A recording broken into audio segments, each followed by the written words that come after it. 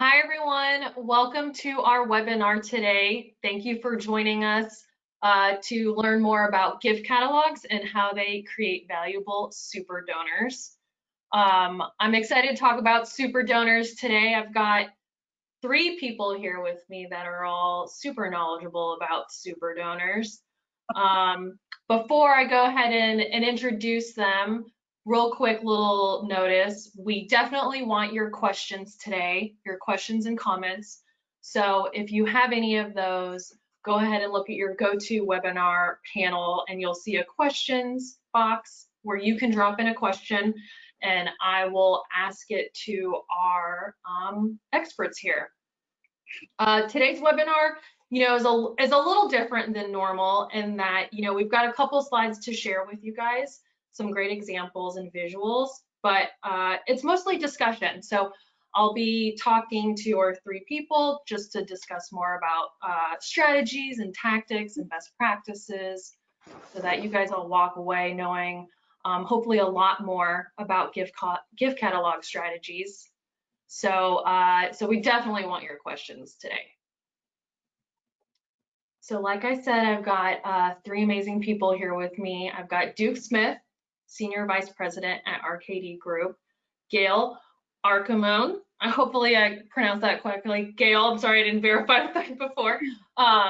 Senior Director of Acquisition and Lead Gen with Save the Children USA, and Caroline Riseboro, President and CEO with Trillium Health Partners Foundation. So thank you guys. Thank you, all 3 of you, for sitting with me this afternoon.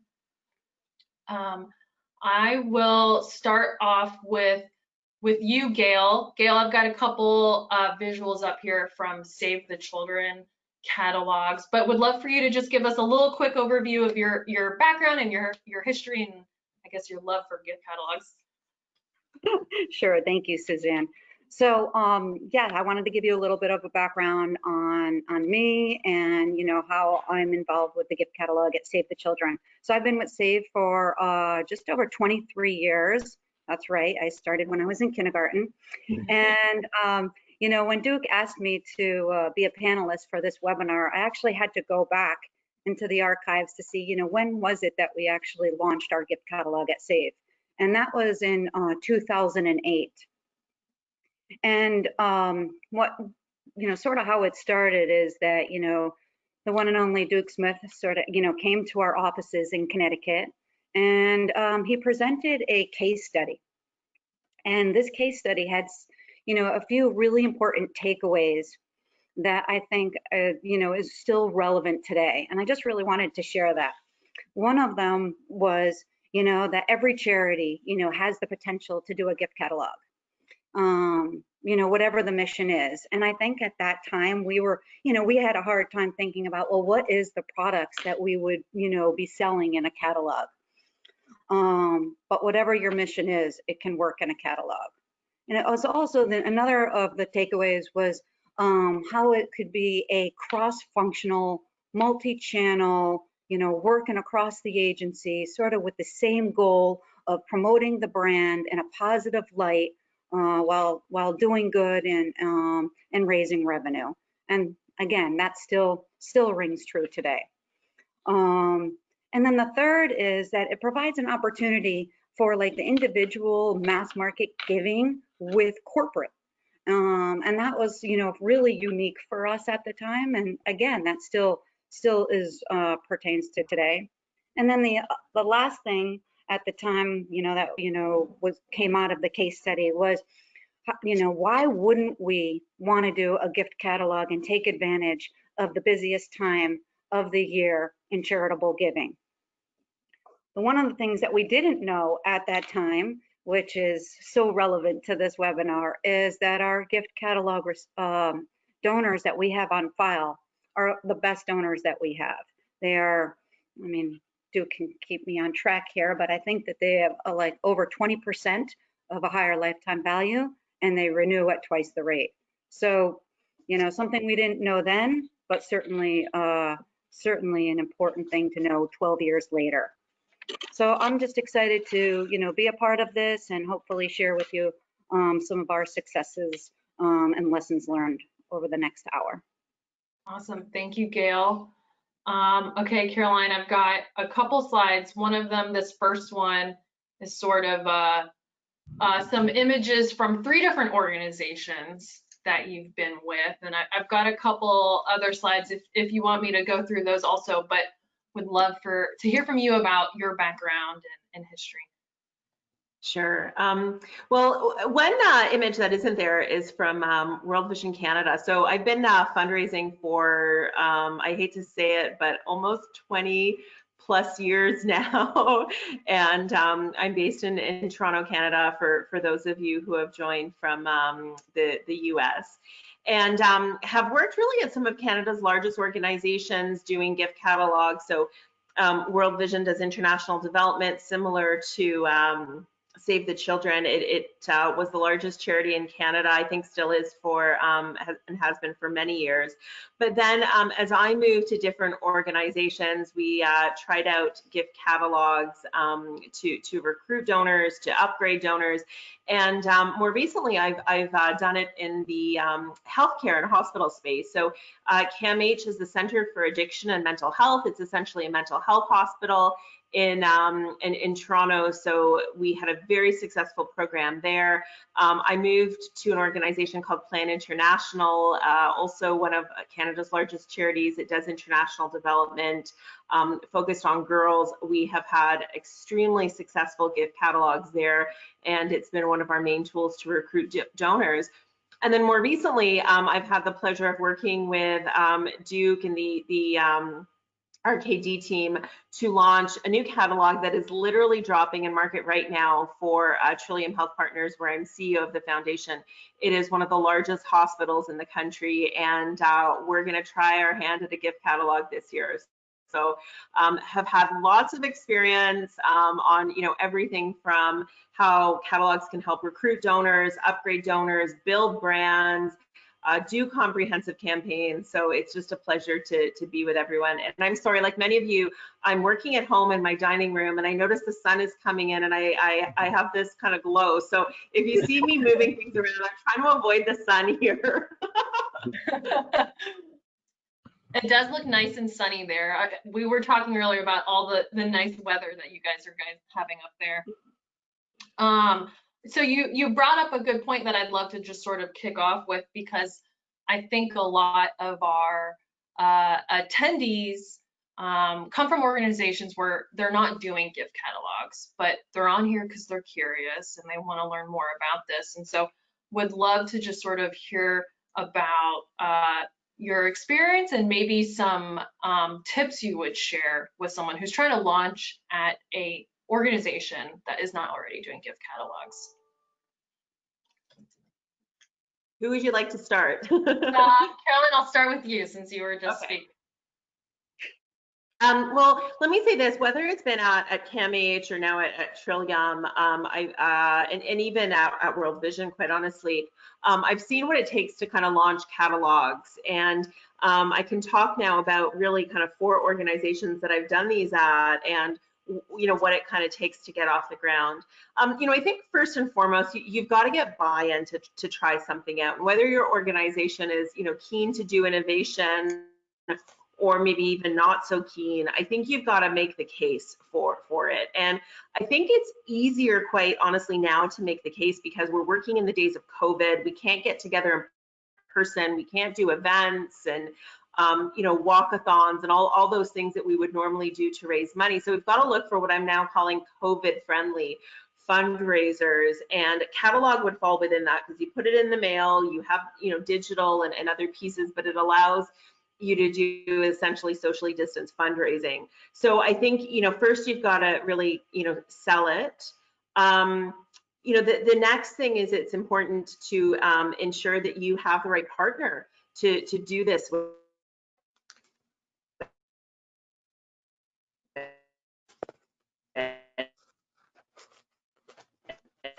And so, I think this is why having like that can walk you through.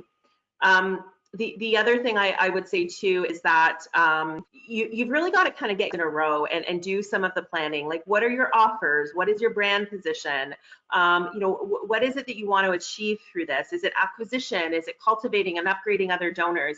And laying all of those pieces out beforehand. So again, you know, getting buy-in, having the right partner, and then doing the pre-work of planning this. I always say, sometimes you have to spend more time and slow down on the front end to be able to speed things up later on. So if you do a lot of that good planning ahead of time, it can really make this process both worthwhile and easy. Well, I guess to piggyback on that, because that's an excellent response. I think that, of course, those are the, you know, the things that Caroline mentioned is certainly what we did at Save the Children. I think in addition, you know, as you talk about the offers, you know, I think that's where you really need that right partner, because it's the offers, you know, what's going to resonate, right, with your donors. And, you know, are you going to use this as a piece that's going to go to your house, or are you going to, you know, do this as an acquisition mailing, or both?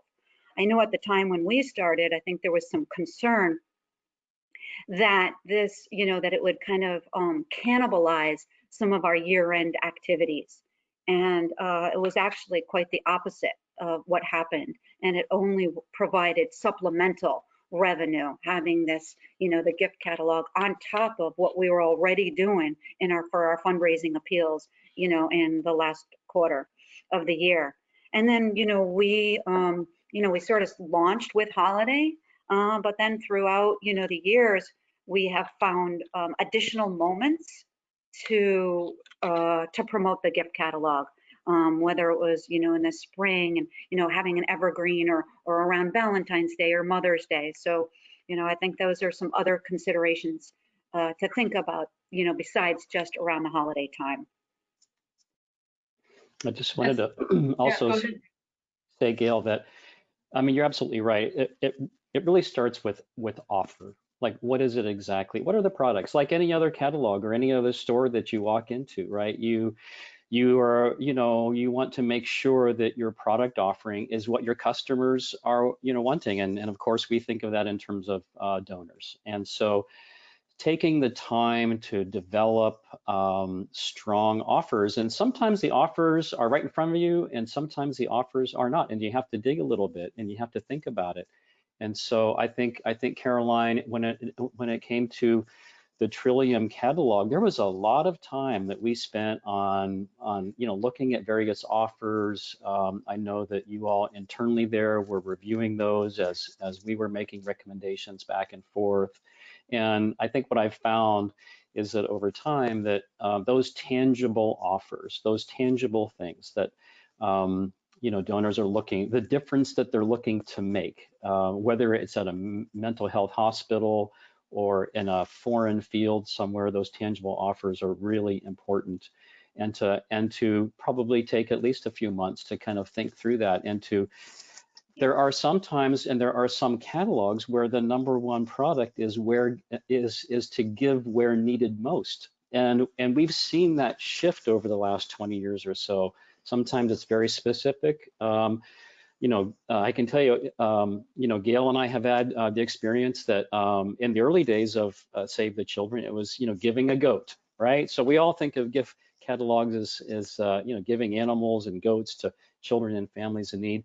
But quite frankly, over the last number of years, we've shifted to, you know, things like girl-child education, you know, for example. And we've seen the power that donors want to really help those less, you know, that don't have all of the advantages that some others do. So products have tended to sort of shift or to clarify as well. So I think that's getting that right and focusing on offer development is probably one of the most critical things to think about when starting a catalog. And I'm sorry, I just wanted to jump in one more time. Yeah. So in addition, when you figure out what that offer is, then it's the story of that offer, right? So what is the imagery that ties with that offer, and what's the content of describing it? And I just think that is just also just so important, and what can, sort of make it or break in the catalog business. And so we've been very fortunate to not have an issue there. Thank Well, you. I know anytime we've talked about it, Duke always talks about it's definitely about positivity, right? So I'd love for Duke for you to talk a little bit about that, about how it's kind of different with gift catalogs, the intention and the messaging and the feeling of positivity. Yeah, and if anyone knows me, I'll start getting emotional when I think about this. So I can feel it already starting to, well up, because I'm looking at what's on the screen, and I'm thinking about all the times that we've been in the field in foreign countries shooting for a gift catalog. The gift catalog is one of the few ways that you can raise money from a mass marketing perspective, right? By images of happy, smiling, for example, children or patients or, whatever it is. It's one of the few things where, especially at the holiday time, this element of joy, the example of the Gifts of Light cover with the woman with her arms up. I remember when we developed that, because we wanted to convey that feeling of release, of just sheer joy and sheer release that we felt that Center for Addiction and Mental Health really, provided. And so you can, and those sorts of images are evident through, not only on the cover, but throughout, and you can see them on, some of them on your screen, throughout the entire catalog. I think there's something about the holiday season when we're in this mood, especially when it's a tangible, product, or, I think of it as offers, where you don't necessarily have to show sort of the need, so to speak, as much as you can really show the end result or the success. I think people are looking to make a difference, and an item in a catalog is that bridge between sort of what they need and the success that we want, people to ultimately feel and achieve. So whether that's acquisition, catalogs can be and are used in acquisition, and yet here we have a very positive message. I think and we'll talk about this probably later, it's also the thing that attracts corporations and celebrities and things like that to be involved in the catalog, and not just donors.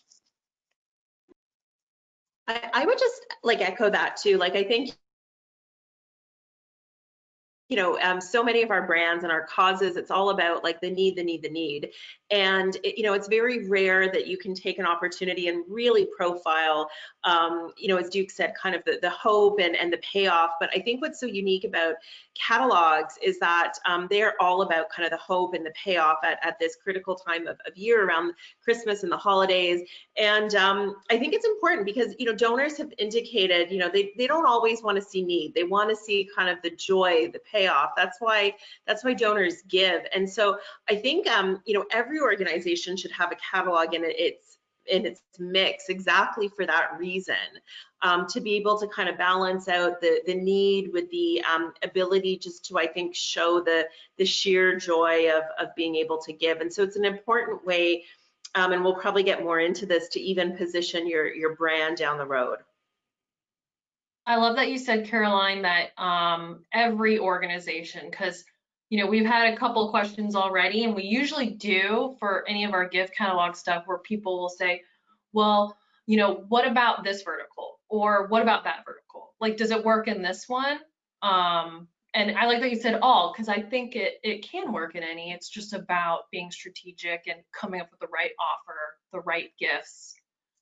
Don't let your vertical hold you back from thinking it's a possibility for you. It's easy to think about the NGO world that both actually, Caroline and Gail and I come from. And you think, oh yeah, well, it's easy. I can just all over the, over the many years, I've met with lots of organizations that aren't in the NGO space, and they say, gosh, if I only had a goat, that's what they think. But then to see, especially KMH, Center for Addiction and Mental Health, the phenomenal success that organization achieved with their catalog it was one of those things that proved that You don't have to have necessarily a lot of products or a lot of things, but as long as you have those that are definitely resonating with the donor file. And so, and the catalog development process, it takes time. It takes a long time. It takes, we're already now starting to work on next spring's catalog and things like that. So if you think about, we are learning from the for-profit retail world. A lot of us take our cues from, because that's their business, right? And so planning and execution are so critical of getting this right. So I would say that part of that, the element of success and why we can pretty much say that we think that catalogs can be successful for virtually every organization. It just takes some strategic planning and thought development to sort of get it right and to start it off right. Talking about planning, one of the reasons why we're doing this webinar now is because it's sort of to give people some food for thought as they start entering next year. And if they want to start thinking about doing one for next year, obviously conversations would need to be started up soon. Can you guys talk a little bit about sort of testing gift catalogs or how you can sort of dip your toe into the pond of that? Carolyn, I see you shaking your head. Sure, yeah, I'm happy to start because I'm sure Gail has lots of stories as well, and Duke, but I can just tell you one because it's actually one that happened not too long ago. And sorry, I'm trying to avoid the sun here, but it's not happening. So if I look angelic, it's not because it's because of the sun. But anyways, what I was just going to say is that we had an idea to kind of do a catalog. We talked about it a little bit late, quite honestly, like right after COVID hit. As I mentioned, it was a COVID-friendly fundraising opportunity. So we're talking kind of March.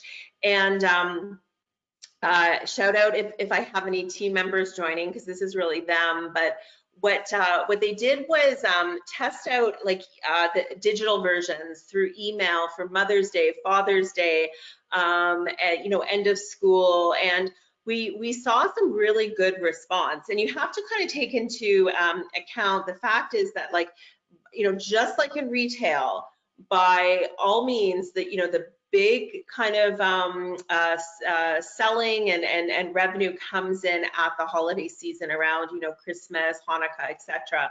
So you do have to kind of account for that.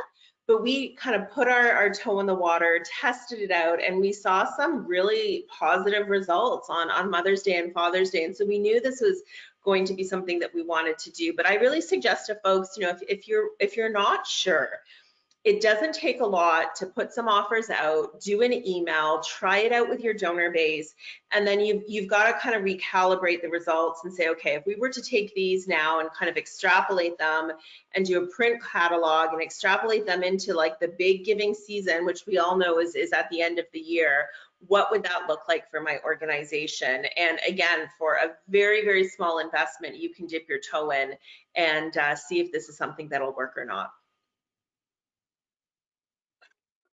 And at Save the Children, we have done so many different tests over the years. I think one of the things that was interesting early on is that we thought that it would be a good idea to have like actual product in the gift catalog. So like offer up, jewelry that was made, where we work, or it was like stuffed animals that like tie in with, some of our animal husbandry, like, chicks. And I think that what we have found over the years that what actually works for us is to have more of these incentives that, sort of a thank you to our donors. And we partner, whether it's with celebrity influencers or with corporate partners, and so like this year, like as part of our 2020 catalog, we're partnered with a few different celebrity or influencers, and if you make a gift up to a certain amount, we're thanking you, and you know, thanking you and providing you with coffee or a t-shirt or a book. So that, I mean, that was something that, you know, we kind of had tested out of after several years, but there's so many different tests. I don't know, Duke, if you want to share some ideas on testing. There's so many things that we've all tested over the years. I think one of the sort of most foundational tests, and it really wasn't a test, it was more that we just did it, quite frankly. But the issue is, well, gee, do I have to, like, is it like a one-to-one sort of gift? Like if I give a goat, do I like deliver a goat? Or if I give, pajamas, is it, does the recipient give pajamas? And so over the years, I mean, the good news there is it's sort of symbolic giving versus restricted gifts is the way I think of it. And the good news there is it's actually, it both work. Both work. Save the Children is a great example where in the beginning, many years ago, 2008 or 9, it was mostly restricted giving. And so we tested ourselves out of that. And now the catalog is symbolic giving, or it could be symbolic giving to the category. So if you give a goat, maybe your gift goes to animal husbandry, for example. And so what we found is that you can be very strategic. You don't have to be necessarily limited about the offers that you're providing your donors, and that came about because of testing. And we've refined that over the years. As long as you're open, you're honest. We've got lots of discussions with donors, whether it's language in the catalog that makes it really crystal clear about the nature of the gift and how that's distributed to the end beneficiary. So that would be, one, I would say, foundational thing that we've tested or we've rolled out with. We have tested so many different things, from formats of catalog, the sizing, to pages, to cover, to imagery, lots of testing around that. So I think that the key, though, is to just pick the right place to start. And what I think of is making sure that you have a house file, because really the catalog depends on your house file size. It's pretty easy to sort of extrapolate what the revenue could be. There's certain response rates or average gifts, things like that are extrapolated, out of your active donor file. So as long as you've got a certain donor file, you can pretty much think of, I don't want to say guarantee or anything like that, but there is a certain parameter of revenue that you can expect. And so that learning has come about by testing every which way, probably over.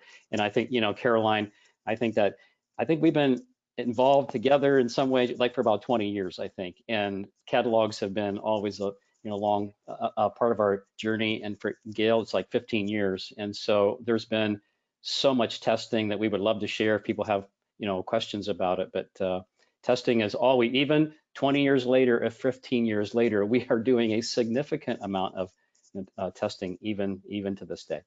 Yeah.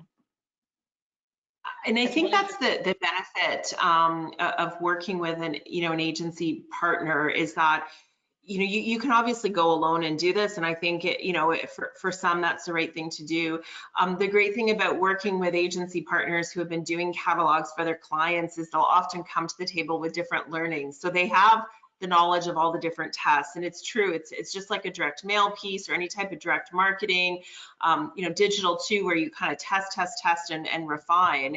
And when you work with an agency partner who has done all this testing with other catalogs, you get 20 years of best practice kind of, to be able to infuse in your catalog, right?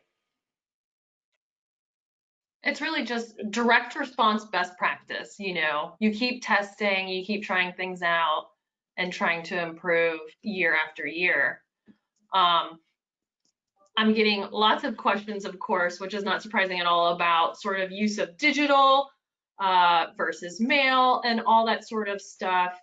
We talked a lot about digital and mail and multi-channel when we all had our initial discussion. Gail, I remember you talking a lot about just the integration for multi-channel, but then also working internally for that multi-channel strategy. Would love to hear you kind of expand on that.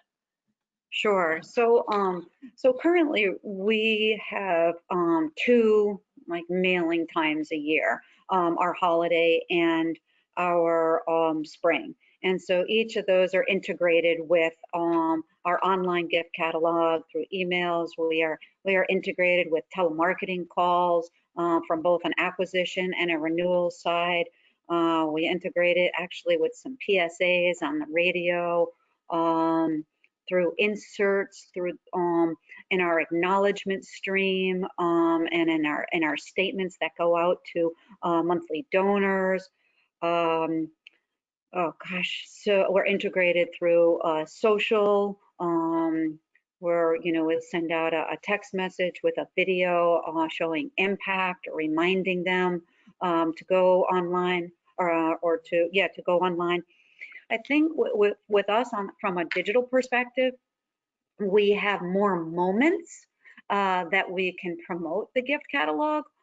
We have 2 dedicated timeframes to do the mailing and have that expense. But then, throughout the year, there are moments like right now we're working on, an integrated Valentine's Day campaign coming up in February, where we're not necessarily pushing out a printed component of the catalog, but it's going to have a gift catalog push with one of the products that that is offered online. And we're able to do that throughout the year for different holidays and different agency moments that Save the Children celebrates, like International Day of the Girl. But we are always brainstorming on ways of integrating and getting our message out. I feel like that's a true tie back to the title of the webinar about being a super donor. You listed all these places that you guys promote it and talk about it and cross promote, and that's truly a testament to why these gift catalogs generate super donors. You're talking about them in so many different channels, reaching so many different people. You're really able to capture a wide audience. I would just say, to add to that too, like one of the biggest mistakes you can make is you do an integrated campaign for your catalog. So you mail it out, you do some follow-up emails, you might do some radio spots, some TV spots, obviously lots of digital ads, search results, all that good stuff, social media posts.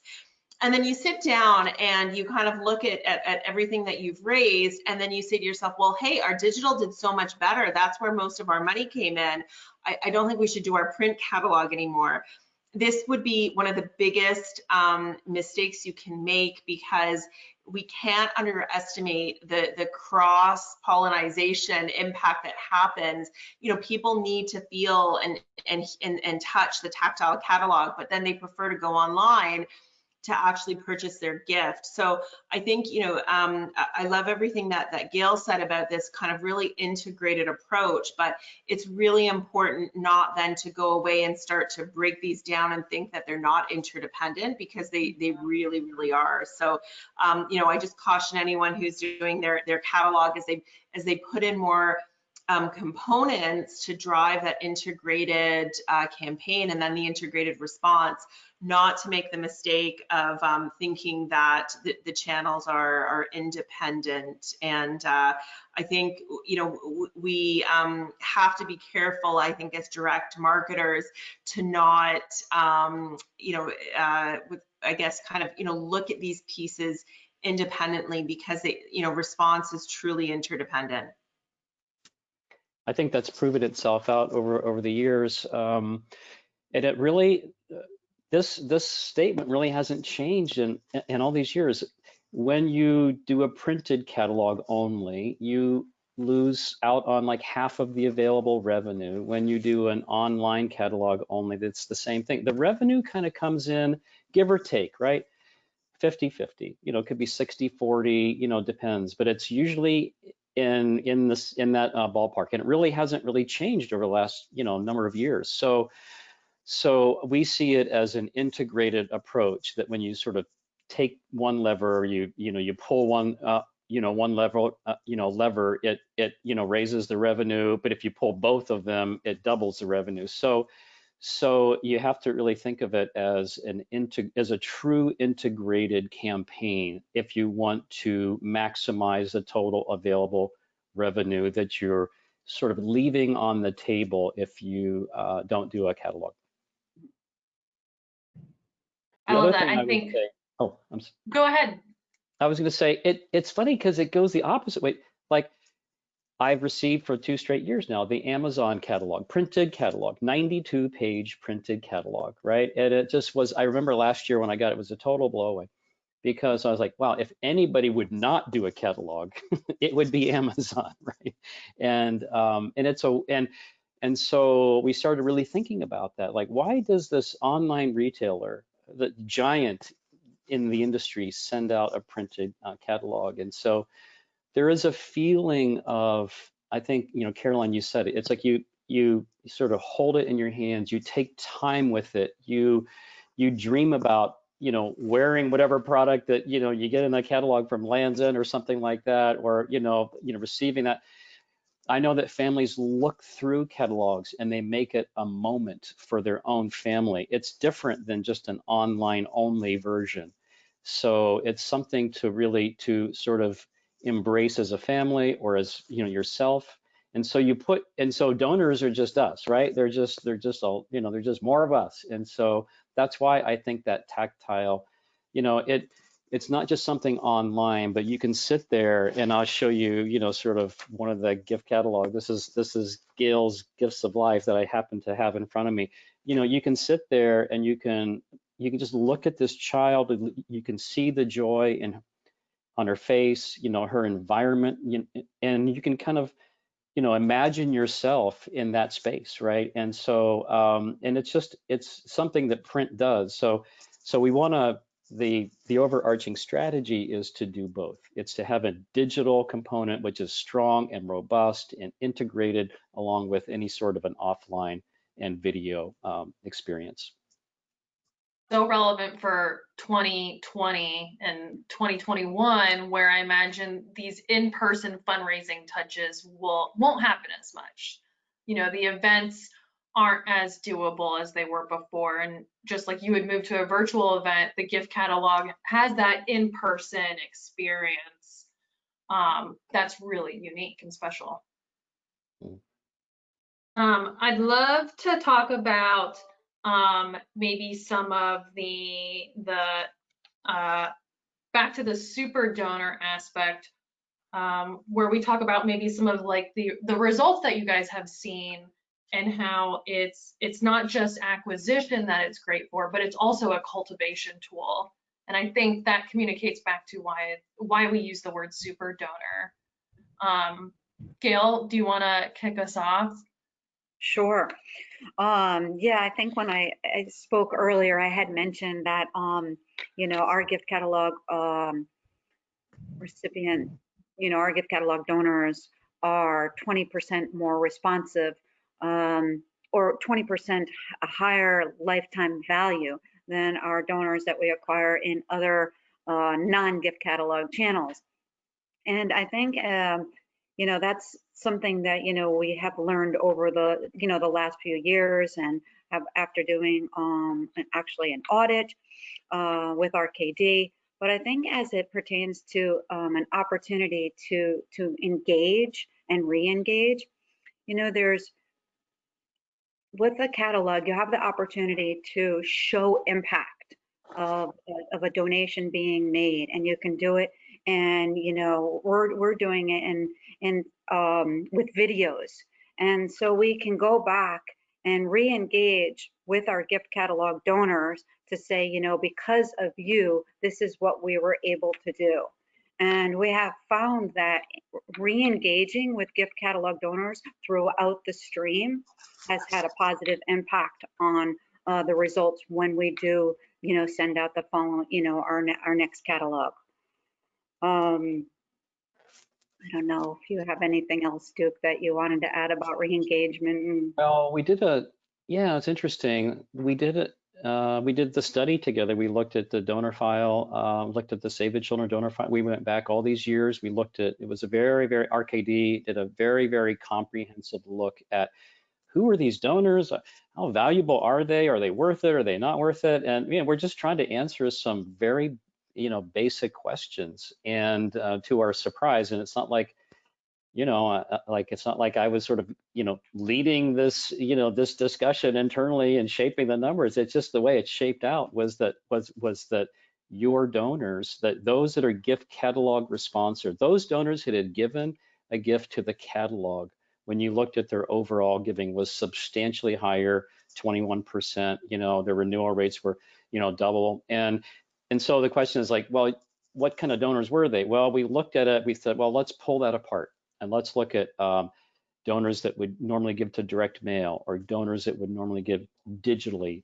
And we found out that, sure enough, that those sorts of sort of super donor profiles exhibited themselves regardless of the channel that they chose to be acquired from, the channels that they continue to give to, and so that was the end result, was that that it does create, again, over time, it does create super donor performance. And so therefore, it really makes us really stop and think about like, so, how are we communicating with these donors throughout the year?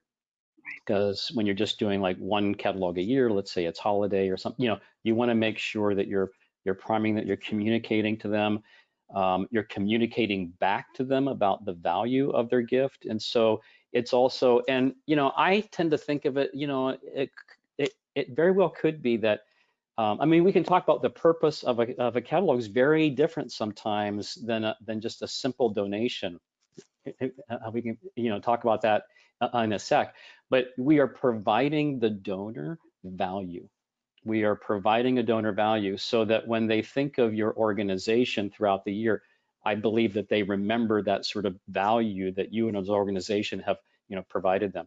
The value of a donor is not just the donation, but it's like you're also helping the donor out from a bit of a problem, and that's what to give Aunt Mary for Christmas or for for the holidays. And so why not give a gift in her name and give her a card that says, Aunt Mary, we've done, we've given a gift to Trillium, Hospital Foundation, on your behalf. We want you to know that we're thinking about you and we're trying to do good at the same time. And so that feeling that you're giving your donor file is different. It's a unique feeling than just a simple donation to help out, in a time of need. So I think that also plays into the this idea of you are creating value for your donor, and they in turn are reciprocating throughout the year. I love that. Caroline, I know you've seen lots of brand impacts also, speaking of value and donor impact and stuff.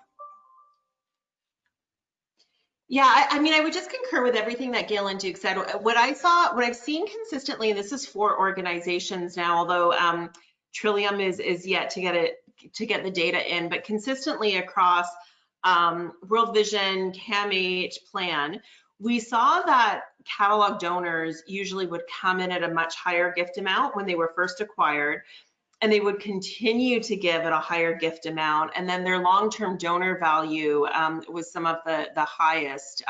They were actually more on par with, let's say, monthly donors, which are known in the industry as being kind of the goose that laid the golden egg in many respects. So catalog donors tend to be loyal. There's great reactivation rates, and you just tend to keep them on the file at a higher amount for longer. So, it's something to consider in your mix, whether you're doing direct mail, door to door, however you may be acquiring donors. Catalog donors tend to be on the higher end, which then means there's room to kind of upgrade them. But I would say beyond actually acquiring the donor, yes, a catalog is great at acquisition. It's great at cultivating your donor and moving them kind of up the donor pyramid to higher levels of giving. But I don't think you can underestimate the brand halo effect that a catalog campaign can have on everything else. So it's, having an integrated campaign and market one more touch piece, a catalog that you're sending out, depending on the size of your organization, 10,000, 100,000, a couple million.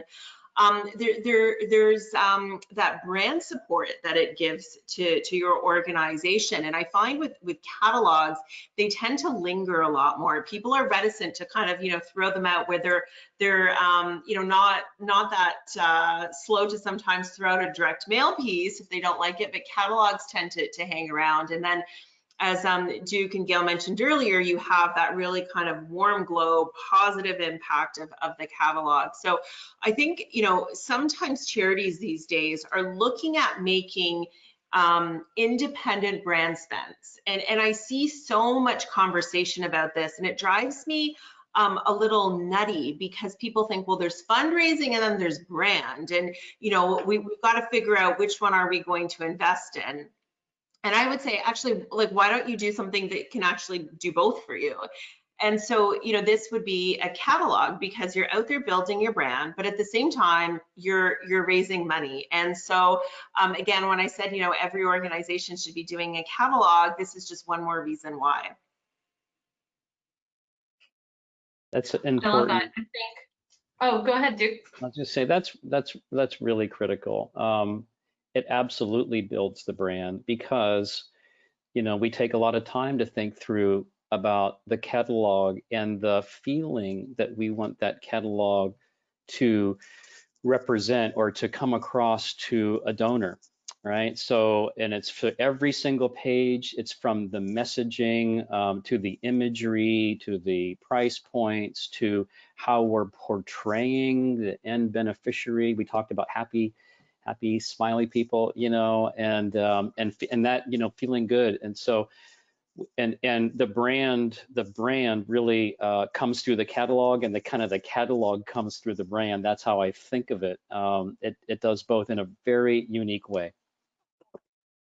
Yeah, I agree. I mean, I agree with what you guys are saying. I just wanted to just sort of reiterate that, you know, we sort of look at the gift catalog sort of as an experience. And you know, from the time that they, you know, somebody receives it, and, you know, I'm just sort of reiterating what Caroline and Duke has already said, but, you know, from the time that they receive it, how it makes them feel, that joy, the positive, the impact, and that it is something that does linger, right? That, you know, some of us might think about it as a centerpiece, but it's just not, you know, something that we think that people just throw away because of the joy that it sparks. And whether you have a card or some kind of piece within the catalog that actually provides the opportunity for engagement, you know, there are so many different things that you can do within that catalog, over and above just, you know, making a gift. And that's something that we have been working on and testing, you know, over the last few years. Earlier, Duke mentioned learning and borrowing from commercial, and the two things you guys just mentioned, where it's experiential marketing and it's also messaging around positivity and feel good. I think that's also kind of borrowing from commercial, where they also are talking and trying about a lot of things about experiential stuff, like giving consumers experiences that leave positive, lasting effects on them.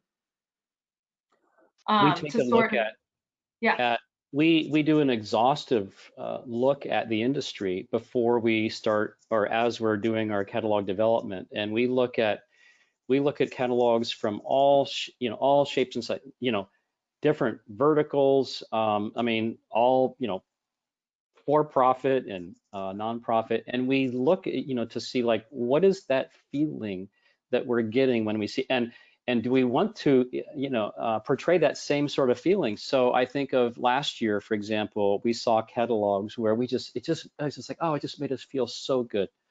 And so we wanted to, and we know that that donors want that same sort of feeling. We also know that the incredible good that, you know, whether it's Caroline's organization or Save the Children or anybody else, like, they are doing good. I always say that people want to feel good and they want to do good.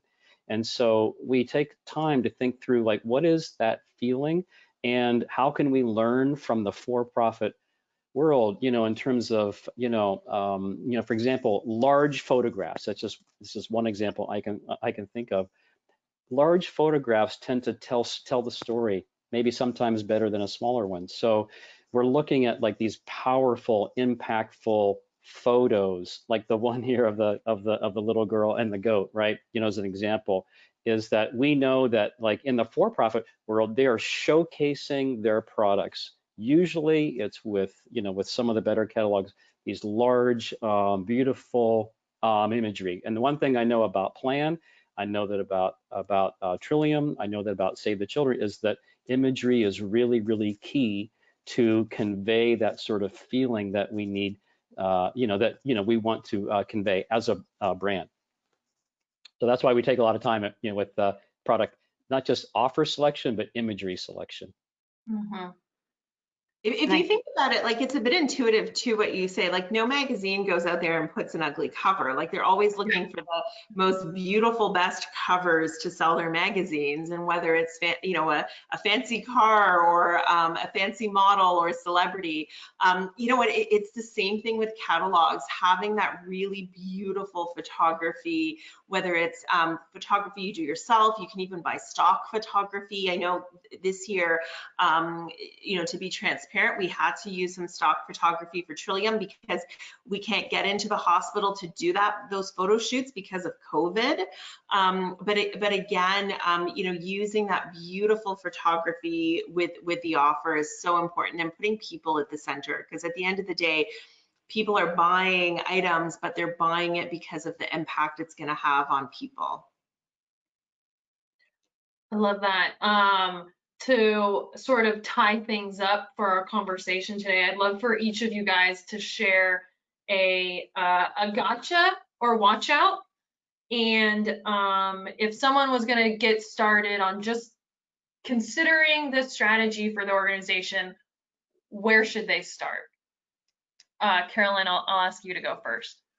Okay, I would say if you want to start somewhere, test things through a non kind of Christmas, winter holiday. Like do something in the off season, do an email like I said before, and see how your donors respond. You shouldn't be expecting millions of dollars to come in, because the reality is that it's really during kind of those last few months of the year when all the major purchasing happens, but you'll get a good sense as to whether your donors will respond or not. A gotcha, I would say, to think you can do a digital only catalog and get phenomenal results. You've got to have like, the printed stuff with the digital, put the two together, and it's magic making. Okay. Gail? I think from my perspective, a gotcha is that you don't really want to go, or we didn't really want to go forward with doing a gift catalog with just in the acquisition space. I think it's an opportunity to, look at your house file, or the donors or the customers that you talk to or donate to you, so that it's not just acquisition, but that you're taking advantage of sending this to the donors that have already shown their loyalty to you, and doing, combining the two. I think that was important, because when we first started, we were looking at this as just an acquisition for gift catalog. And I think as how to start, just reiterating one of the things that Caroline said earlier about having the right partner. One of the things that we do, is that we sort of have this kickoff, and we call it our gift catalog summit. And it's an opportunity to, again, piggybacking what Duke was talking about earlier, is an opportunity to see what, the for-profit and non-for-profit is doing out there in this space, and to learn from them, and to see, what are the best practices, and to review results and do lessons learned. And it's just an opportunity for everybody to sort of get on the same page, and how can we, either learn from what we've done last year, or how do we start in this to make it a worthwhile investment. Duke, what are your two? I've got a few gotchas, because I've made them all, I've made them. So this is on me, quite frankly. But, I think it's, I think it's not an either or situation about, should we send our, holiday direct mail, cadence out, or should we do a catalog? It's not an either or. And I think one of the lessons we learned, early on is that contrary to popular belief, that the catalog really does sit on top of the whatever else you're doing in this October through December timeframe. We've looked at cannibalization studies and really haven't found a lot of cannibalization. And I remember one organization in particular, it took them a few years to make this decision to, to send out their normal direct mail cadence and then do a 1 or a 2 and sometimes 3 drop, catalog strategy. And so, it's not one or the other, it's a both strategy. And it just sits on top because you're providing the donor with a different offer. You're providing a donor with a different experience. I think that would be one. And then I think the other one that I'll mention is, after all, it is direct response marketing after all. It's not just, we infuse the strategy with good old-fashioned direct response principles, and we just have to sort of pivot or bend them to this crazy space called catalog fundraising.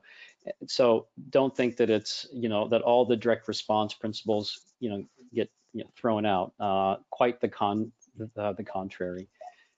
And so I think where I would start is I would do a really critical look at the donor file size. I would be looking at whether or not, I think what Caroline said in the very beginning is right on the money. It is these are deciding to do a catalog is an organization-wide decision, because to be successful, you need to have the support of lots of team members internally, not just the direct mail team. You've got, and we've talked about it, you've got to include, to be really successful, the digital team, the analytics team, the data team, the print production team, all these teams, and the brand and communications team, and then also, probably C-suite, as well, because what we found is that when everyone's working together internally, that's what really creates the power of a gift catalog. I think of it not as a catalog, I think of it as a campaign.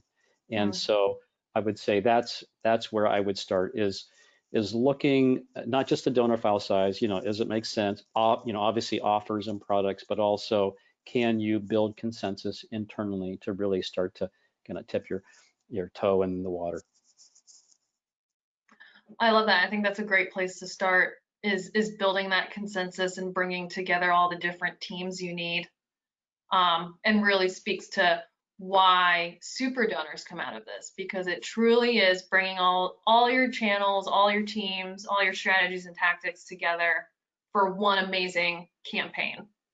Also, the 20% higher lifetime value too. It doesn't hurt when you have that.